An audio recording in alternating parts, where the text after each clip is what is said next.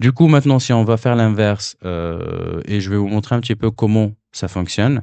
Donc, je vais lancer cela. Et vous allez voir avec la partie console log pas console log, mais je vais même mettre des points de débugage pour qu'on débug ou pour vous voyez toute la chaîne d'exécution de ce que je vais faire. Donc là, on va faire un petit point de débugage ici au niveau de process message. On va faire aussi un autre point de débugage ici pour la partie console log. Ici pour la partie create execute. Ici pour la partie create plan. Bon, je ne vous cache pas, ça sert absolument à rien de le faire ici parce que c'est au niveau de constructeur, donc je vais pas vraiment vous montrer cela, mais vous voyez, donc c'est simple, hein. J'entre dans le constructeur, je récupère tous ces éléments, je lance le setup tools et aussi le setup workflow, donc c'est pas la peine de mettre un point de débugage pour que vous voyez qu'est-ce qui se passe là-bas. Et un dernier point, donc là, je vais mettre où j'ai déjà un point de débogage sur la partie récupération de messages. Là, pour que la vidéo pour que j'attends pas que l'LLM me répond. Donc, je vais juste commenter cela. Donc, ça, c'est un résultat que je les récupère à partir de mon LLM en fait, hein.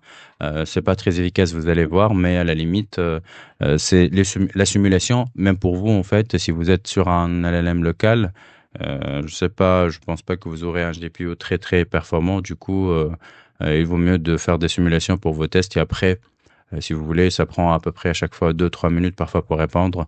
Donc, on n'aura pas le temps pour attendre tout cela. Donc, du coup, là, on va faire quoi? On va tout simplement simuler le fait qu'il a déjà retourné un message. Du coup, voilà, on va faire un petit F5. Donc, j'ai défini déjà mon debugger. Et du coup, voilà. Donc, on va commencer par quoi? On va commencer par process message. Donc, notre message, c'est quoi? Donc, create order for customer 1, 2, 3 with product 4, 5, 6 et 7, 8, 9.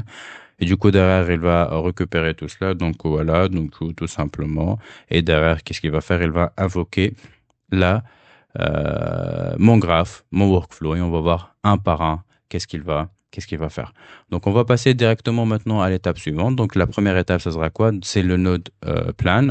On voit donc ici au niveau du state, on aura quoi? On a la partie action qui est nulle parce qu'il n'y a rien pour l'instant. On n'a que le message ici qui est avec des entrées. Après, on a la partie historique aussi, mais vu que j'ai pas d'historique et je ne l'ai pas en train d'utiliser, je l'ai juste rajouté pour vous montrer la capacité de l'avoir. Mais sinon, voilà, donc on aura ces quatre éléments. Par la suite, en fait, lui, ce qu'il va faire, donc il va faire appel à son planner. Et du coup, donc je vais vous remettre ça ici. Comme ça, en fait, on va retourner par la suite ici. Du coup, tac, là, on va rentrer dans partie plan. Théoriquement, lui, ce qu'il va faire, il va faire appel à son LLM pour lui donner les inputs et les tools et recevoir une réponse. On va recevoir une réponse. Donc, la réponse, ça sera ici. Donc, on va passer toute cette partie clean. Pas besoin de la regarder. Et vous voyez, donc, normalement, c'était un JSON pareil comme ça. Maintenant, elle est un JSON plus nettoyé avec les actions nécessaires. Et là, je le parse. Et après, je vérifie si vraiment il est bien. Et je vérifie encore, est-ce qu'il respecte la template des actions que j'ai. Et si tout va bien, donc je vais retourner cela. Moi, je n'ai pas trop aimé la partie parse, je vais la changer. Comme ça, en fait, par la suite, ça sera plus compréhensible pour vous. Mais sinon, en fait, là, on va retourner vers la partie create node plan. Et là, on va faire quoi? On va retourner les valid actions et on va vérifier les valid actions. Et vous voyez, donc, on a deux actions. Une première action, get product et post order. Donc, vous voyez, donc, pour mon message, il n'a pas réalisé qu'il doit récupérer le customer. Après, je lui donnais le numéro de customer. Donc, pour lui, peut-être, il a cru que c'est vraiment ça l'ID. Et aussi, en fait, il a pas pensé à faire le truc de invoice. Mais c'est pas grave, en fait, comme j'ai dit, c'est pas très efficace un LLM local, mais ça vous explique un petit peu l'idée aussi, hein. Après, donc maintenant, on va passer à quoi? Donc, on va passer à l'execute. Donc, j'avance dans mon débugage. Donc, vous voyez là maintenant ce qu'il va faire. Donc, il va avoir l'execute. Et là, vous voyez le state, il va changer. On aura l'action. Et donc l'action est là, maintenant elle est disponible et on peut l'utiliser. Et derrière, en fait, ce qu'il va faire, donc il va faire son petit truc de parcours pour qu'il récupère les actions qu'il veut faire. Et après, il va invoquer son appel API. Et du coup, est-ce que j'ai un peu de point de débogage ici? Oui, très bien, j'ai le point de débogage. Donc voilà, donc je vais lancer cela. Donc je suis bien sur la partie API. Et là, vous voyez, donc la partie méthode, c'est get. Donc la première partie, ça sera un get. Et derrière, en fait, il va récupérer le path, donc slash product, et l'input, ce sera quoi? Donc lui, il a imaginé que j'aurais besoin d'un input customer ID, mais c'est pas vraiment ça le cas, en fait. Tout dépend de ce que je vais faire. Si un get, je vais faire un slash ID ou get by ID, et si j'ai un post, il faut réfléchir à tout ça. Donc c'est pour cela, je l'ai dit que ma version de API Tools, elle est très très basique et c'est pas très compliqué de le voir. Je sais pas si vous regardez avec la partie LangChain s'il y a des trucs qui sont déjà prêts que vous pouvez utiliser, mais pour moi en fait c'est largement suffisant pour ce petit lab. Du coup en fait tout simplement donc, je vais faire passer le truc. Donc là il va faire un petit get et vu qu'il comprend pas exactement en fait ce que je lui donne, donc il va me récupérer la liste des clients que j'ai. Donc il a fait tout simplement slash product. Et là, en fait, j'ai déjà mon API qui tourne, hein, c'est-à-dire que il a vraiment récupéré cette information et je pense que là, voilà, donc la partie value, c'était quoi en fait? Donc, il a récupéré ID 1 et là, je pense c'est quoi? C'est les catégories, ça? Je sais pas, bref, c'est l'ensemble des, non, ça c'est l'ensemble des produits qu'il vient de récupérer et du coup derrière, donc on a toute la liste des produits dans cette partie-là. Je pense après pour le deuxième appel, il va faire une erreur. Pourquoi? Parce que si j'ai une méthode post, mais j'ai pas de body, je lui envoie rien, donc il va faire un voilà. Donc j'ai pas regardé exactement c'est quoi le résultat, mais vous allez le voir au niveau de débogage. Donc j'ai pas montré la partie débogage ici. Hop. Donc là j'ai sorti de mes trois appels ou mes deux appels, donc la partie execute, et j'ai passé sur la partie response node. Et sur la partie response node, en fait, on aura un petit sample console log. Je vais le faire passer, c'est pas grave. Et là, vous allez voir un petit peu qu'est-ce que ça donne. Donc, le query create order for customer, blablabla. Create JSON. Voilà les actions qu'il a proposées. Et derrière, en fait, voici les actions. Donc, la première action, elle a marché. Elle a fait un get, mais bien sûr, pas un get par ID, qui est pas bien. Mais par contre, la deuxième, elle m'a retourné un error request failed with status. Donc, c'est un bad request, pas un bad request, internal error, je pense, vu qu'on a essayé de faire un post avec des valeurs qui sont fausses ou même pas une vraie définition de mon API. Parce que mon API endpoint, aujourd'hui, la définition, elle me donne juste le path et je pense la méthode. Mais si vous exploitez un petit peu plus le truc, vous allez voir comment vous pouvez l'adapter aussi. C'est et cela sera tout dépend de du besoin de chacun. Mais bref, en tout cas, voilà ce que ce petit agent est capable de faire. Et voilà donc le résultat par rapport à cela. Donc maintenant, en fait, si je continue, donc il va arrêter logiquement. Donc voilà, il a terminé. Et maintenant, il va passer sur le deuxième message. Donc hop, on va passer rapidement. Tac, tac, tac. Vu qu'on a envoyé la même chose, donc ça va pas vraiment faire de différence. Il va tout simplement faire la même chose pour les deux, vu qu'on a donné le même message, le même input. Donc en gros, voilà ce que vaut pour l'instant ce premier agent. Donc je vais essayer de construire un truc qui est assez simple, assez compréhensible, expliquer un petit peu comment ça fonctionne la partie LangChain. On a essayé d'exploiter au maximum aussi les différents modules components par défaut. Moi, je les trouve pas vraiment très efficace dans certains cas, mais pour moi, c'est largement suffisant pour certains sujets. Vous pouvez faire des conditions.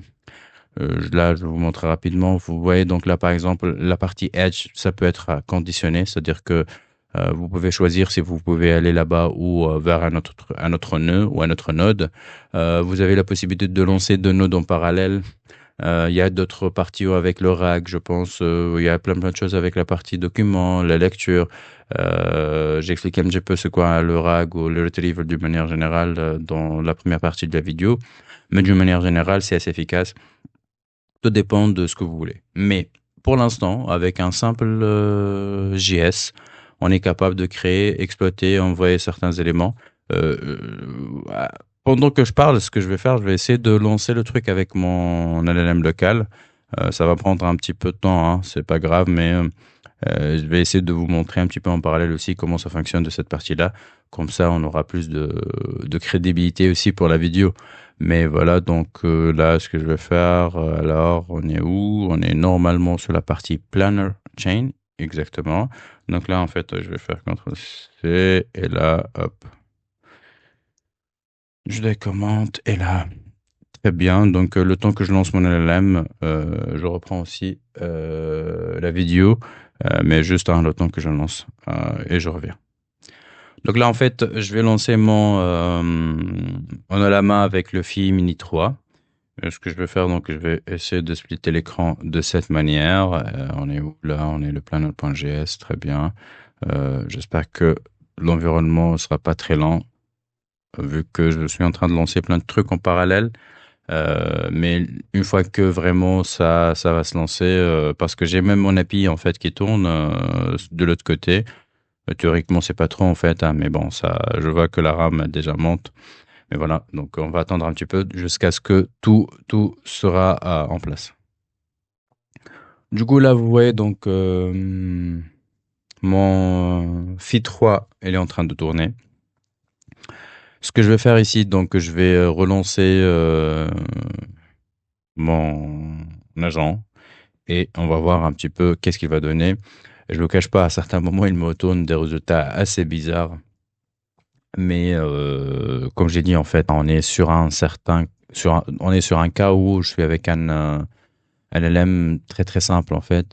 J'ai pas essayé la Lama 2 peut-être, mais peut-être lui, ça sera plus efficace un peu.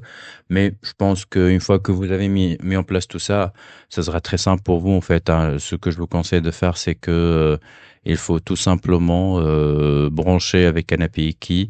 C'est très simple aussi la configuration. Vous rajoutez ça ici tout simplement, hein. Vous rajoutez LangChain / OpenAI par exemple et vous enregistrez votre API key quelque part, et vous pouvez essayer de voir avec ChatGPT par exemple, ou avec Claude, qu'est-ce qu'il est capable de faire et qu'est-ce qu'il est capable de vous offrir. Donc là, vous voyez, donc j'ai déjà lancé le truc. D'habitude, il prend entre 1, 2, 3 minutes, mais voilà, donc en gros, on va attendre un petit peu pour voir ça va prendre combien de temps. Donc, je vais commencer à lancer le chrono en attendant que cela se termine et après, je reprends la vidéo une fois que le résultat est retourné. Alors maintenant, il vient de terminer le chargement de la réponse. Ça a pris 3 minutes, je pense, un petit peu moins. Mais voilà, donc le résultat que je récupérais, donc là, vous voyez, donc on aura quoi? On a la réponse que je viens de la récupérer. Donc c'est toujours la même réponse. Je vais voir est-ce que pour la deuxième demande, est-ce qu'il va donner aussi. Mais derrière, vous voyez, donc il y a la réponse. Après, il y a la partie tools. Et vous voyez, donc la partie tools, comment elle est définie en fait. On a donné, je sais pas combien d'éléments. On a la description. Ici, on a l'alias, on a les attributs. Vous voyez, donc je dois, comment dirais-je, on doit plutôt creuser un petit peu plus dans la partie API Tools en fait, hein, pour vraiment voir comment c'était tous ces éléments, comment mettre tous ces éléments pour que on sera capable de faire quoi, on sera capable de vraiment faire des vrais appels, mais c'est pas très compliqué, hein, il faut juste regarder la documentation, c'est très simple.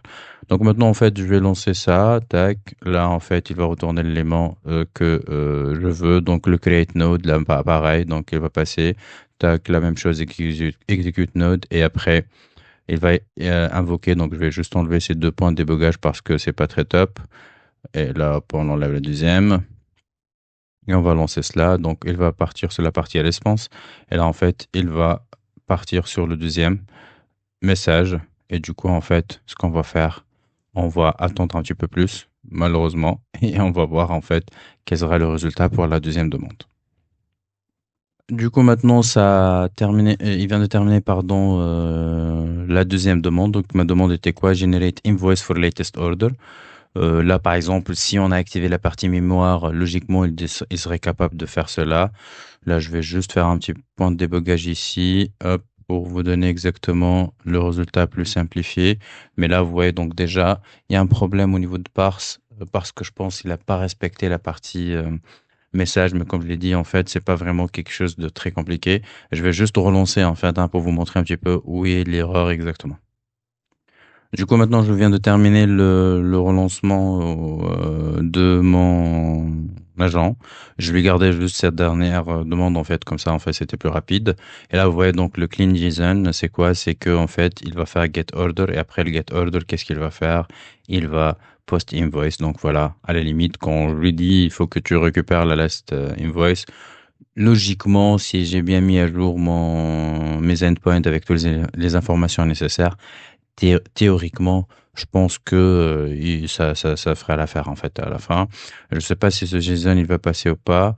On va voir F10, mais je suis pas certain. Hop, pour voir un petit peu si ça passe ou pas. Oui, là, je pense que c'est bon. Voilà, c'est pas mal. J'ai changé au même aussi le nom de la variable. Ça sera le page de result. Comme ça, à la limite, on sait très bien de quoi il s'agit. Et là, vous voyez, donc, il a fait la demande. Donc, vous voyez, donc, tout simplement, c'est pas stable aussi, hein. Parfois, il me renvoie des messages, la dernière fois, il m'a envoyé des messages au chinois, ou je sais pas même pas la langue qu'il a utilisée. Donc, oui, à certains moments, un LLM local avec des éléments qui sont pas très faciles.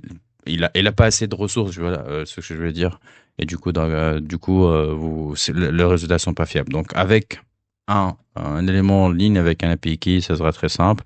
Et là, je vois qu'il vient de faire les appels pour les deux éléments.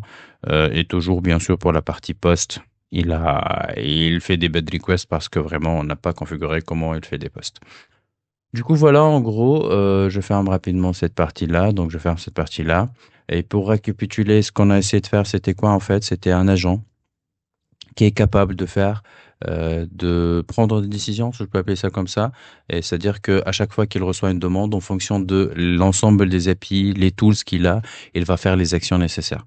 Là, il faut imaginer un petit peu un système ou un écosystème qui est plus compliqué. J'imagine par exemple si vous voulez rajouter de retrieval avant du RAG pour qu'il cherche de l'information quelque part.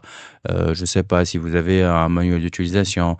Et lui, il peut creuser un petit peu dans ce manuel d'utilisation pour savoir exactement ce qu'il faut faire. Si on prend notre cas, si je lui donne un petit peu les manuels d'utilisation où il va voir si un client il achète quelque chose, je dois lui fournir une commande et derrière aussi, il faut avoir une invoice. Théoriquement, un ChatGPT, lui, il est capable de déduire ce genre de choses. Mais sinon, vous voyez, donc, vous pouvez intégrer plein de choses. Vous pouvez construire une chaîne d'action, une chaîne des nœuds, sous format ou sous un modèle graph. Et comme ça, vous pouvez les connecter, tous ces nœuds-là. Et derrière, vous êtes capable de faire la même chose.